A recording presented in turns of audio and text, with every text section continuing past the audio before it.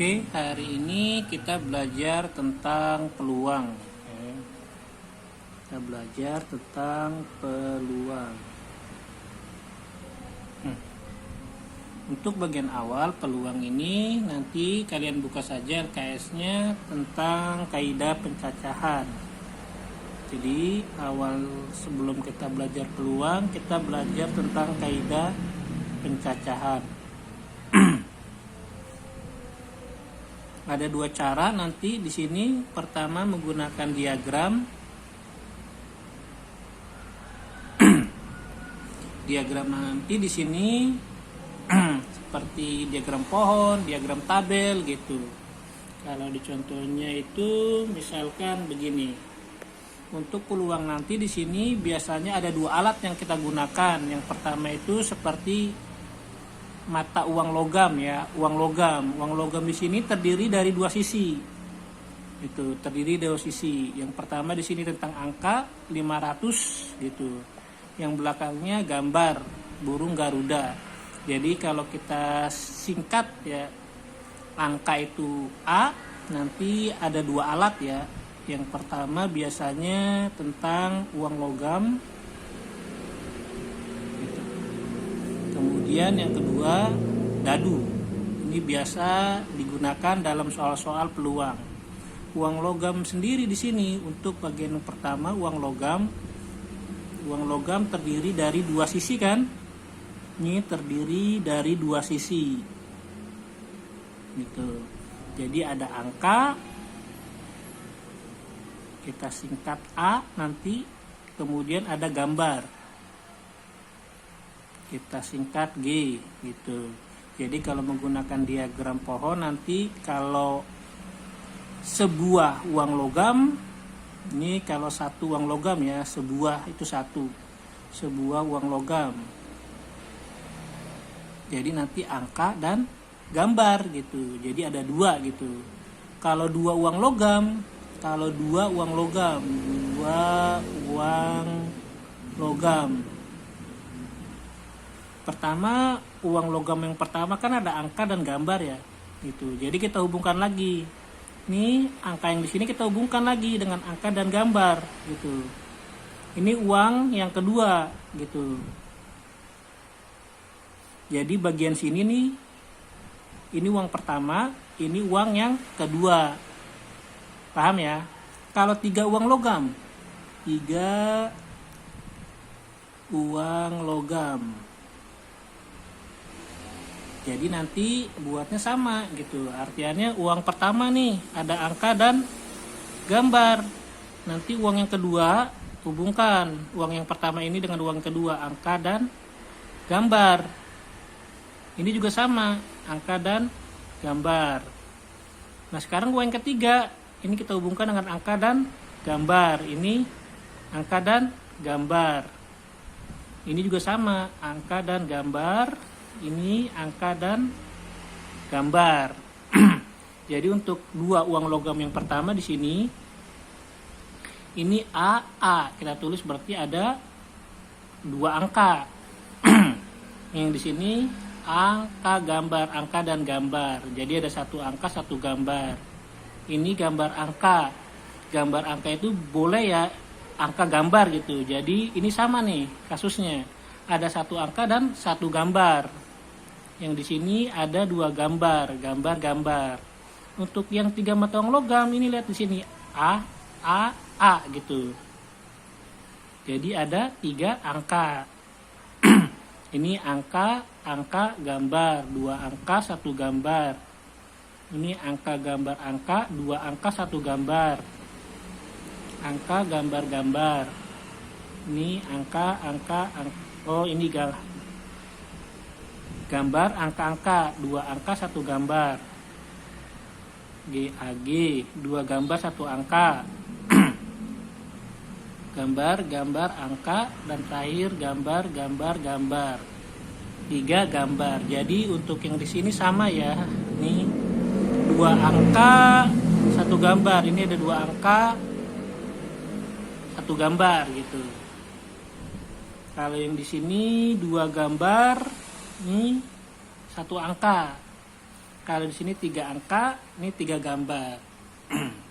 Untuk sampai di sini paham ya tentang 1 uang logam, 2 uang logam, 3 uang logam menggunakan ini namanya diagram pohon gitu.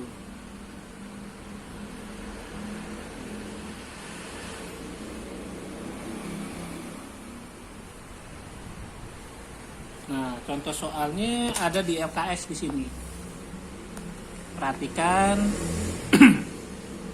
soal nomor 1. 2 uang logam dilempar secara bersamaan sebanyak 1 kali. Banyak kejadian munculnya 2 gambar adalah 2 gambar ya.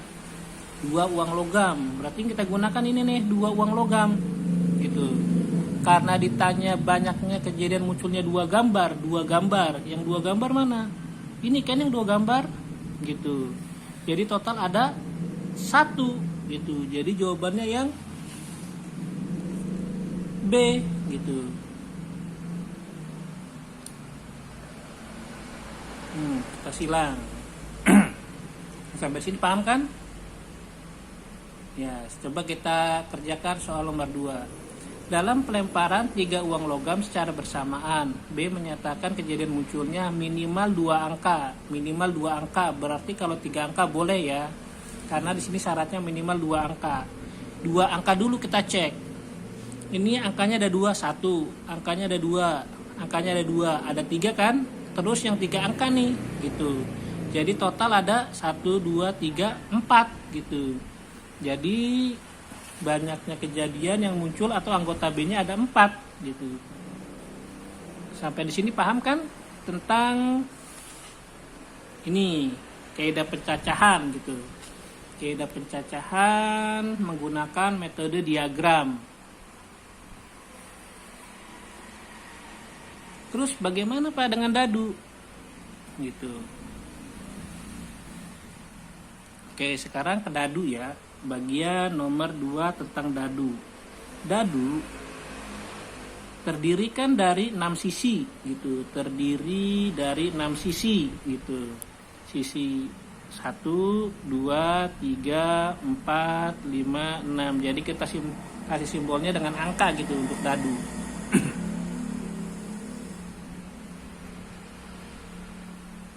Nah, kita ke soal sekarang contoh.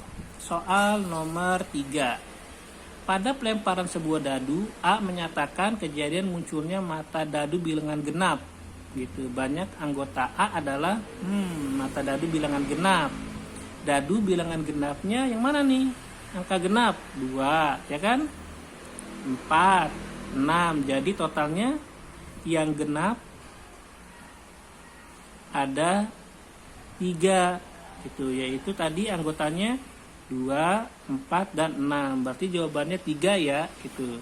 Sehingga di sini jawabannya untuk nomor 3 yang D ya. Di sini dia yang D gitu. Ada 3 dia. Paham sampai di sini? Ya, mudah-mudahan paham. Bagaimana dengan 2 dadu? Oh, ini tadi 1 dadu, sekarang 2 dadu. Dadu terdiri dari 6 sisi tadi kan. Sisi pertama kita buat dia vertikal. Nyusun ke bawah. Gitu. Untuk dadu pertama nih sisinya. Dadu keduanya kita buat horizontal di sini 1. Kita buat tabel ya. 3, 4, 5, dan 6. Ini kita buat tabel aja gitu. Karena nanti kalau 2 dadu dia jadi pasangan terurut. Nah, seperti di sini nih.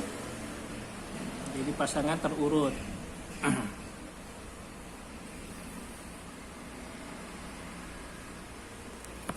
Yang pertama, di sini kan kotak yang di sini ya. Ini 1, ini 1. Jadi 1,1. Ini jadi ini 1, ini 2, 1,2. Ini 1,3, 1,4, 1,5, 1,6. Yang di sini, ngeliatin sini dulu nih, ini 2. Tulis depannya, koma, atasnya 1. ini 2,2, 2,3 dan seterusnya gitu. Di sini 3,1, 3,2 terus. Ini 4,1, 4,2, 4,3, 4,4, 4,5, 4,6. Di sini 5,1, 5,2, 5,3, 5,4, 5,5, 5,6, 6,1, 6,2, 6,3, 6,4, 6,5 dan 6,6. Ini kalau kita gunakan dua dadu ya gitu. Gimana dengan soalnya kalau dua dadu? Nah, soalnya contohnya kayak nomor di sini, kayak nomor 5 di LKS ya gitu. Untuk soal nomor 5, pada pelemparan dua dadu, X menyatakan kejadian munculnya mata dadu berjumlah 10. Banyak anggota X adalah, nah di sini yang perlu kita tekankan di sini berjumlah. Berjumlah berarti kalau ditambah hasilnya ini 10 gitu. Tadi kan kita udah buat ya. Nah, kita buat tabelnya kan gitu. Mana yang kalau kita jumlahkan 10 gitu. Misal ini nih, 1 dengan 1 kalau ditambah jadi 2 kan. Ini 1 tambah 2 3. Ternyata yang hasilnya 10 nih di sini nih. 5,5. 5 tambah 5 10. Terus mana lagi? Ini 4 dengan 6. 4 tambah 6 10 kan? Gitu. Terus 6,4, 6 tambah 4 10. Jadi total di sini yang jumlahnya 10 atau yang berjumlah 10 ada 3. 1 2 3 gitu. Jadi jawabannya yang berjumlah 3. Berarti jawabannya yang C gitu. Sampai di sini paham? Ya, mudah-mudahan paham gitu. Ya, kalau tadi yang pertama itu tentang apa ya tadi pertama tentang diagram ya. Sekarang dengan pengisian tempat yang kedua. Yang kedua itu tentang pengisian tempat.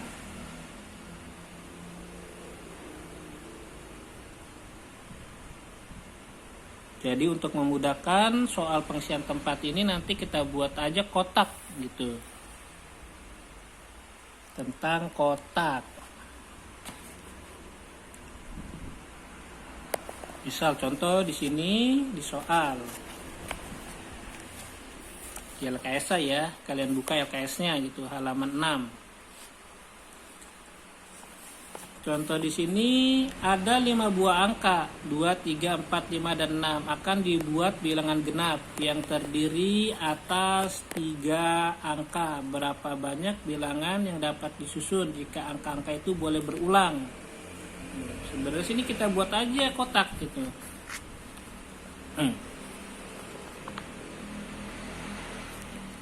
Kita buat kotak ya. Nanti jawabannya udah ada. Ini hanya penjelasan dari saya aja. Angka-angka itu boleh berulang. Kita buat 3 kotak. 1 2 3 gitu. Karena 3 angka kan, 1, 2, 3 gitu. Sekarang pertanyaannya bilangan genap. Angka-angka ini mana yang genap gitu. 2, 4, 6 kan, ada 3 angka genap. Untuk mengetahui angka itu ganjil atau genap, ngelihatnya di mana gitu. Ngelihat di bagian depan, di tengah atau di belakang gitu. Jadi untuk mengetahui bilangan dia genap atau ganjil, kita lihatnya di belakang angka ya gitu. Karena di sini totalnya ada 3 angka yang genap, kita tulis dari belakang berarti 3. Paham? Sip, kalau paham. Terus karena di sini angka-angkanya boleh berulang, berarti kita masukkan nih semua angka di sini. Ada berapa totalnya? 1, 2, 3, 4, 5. Ada 5. Boleh berulang karena angkanya. Gitu. Terus yang di sebelah sini ya karena dia boleh berulang tulis lagi 5 lagi. Totalnya ada 5 angka kan gitu. Nah, kemudian angka selanjutnya kita kalikan gitu. 5 kali 5 kali 3 sama dengan 75. Paham ya? Oke. Bagaimana dengan yang B? Di sini angka-angkanya tidak boleh berulang. Oke, kita buat lagi kotaknya ini untuk yang B ya. Kita buat kotaknya 3. Angka-angkanya itu tidak boleh berulang. Sama ya, tadi bilangan genap gitu. Karena bilangan genap ada 3 angka, 2, 4, dan 6, berarti kita tulis dari belakang sini 3. Ada 3 angka. Karena di sini angkanya tidak boleh berulang, berarti harus kita coret salah satunya. Misalkan angka 2 kita coret, atau angka 6, atau angka 4 gitu, bebas. Kalau angka 6 kita coret gitu. Berarti sisa berapa angka? Sisa berarti 1, 2, 3, 4 angka kan? Berarti kita tulis di sini 4 angka. Gitu. Kemudian coret lagi satunya, bebas. Dari angka ini nih, yang sisanya mana yang mau kita coret? Misalkan angka 2 kita coret atau angka 5 kita coret. Berarti sisa 1, 2, 3. Ada sisa 3 angka gitu. Langkah selanjutnya sama. Kita kalikan. 3 kali 4, 12. 12 kali 3 sama dengan 36.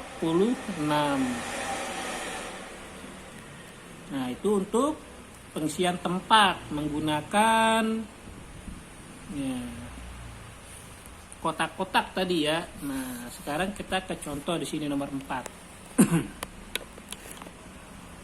Contoh nomor 4. Bilangan yang terdiri dari 3 angka yang berbeda.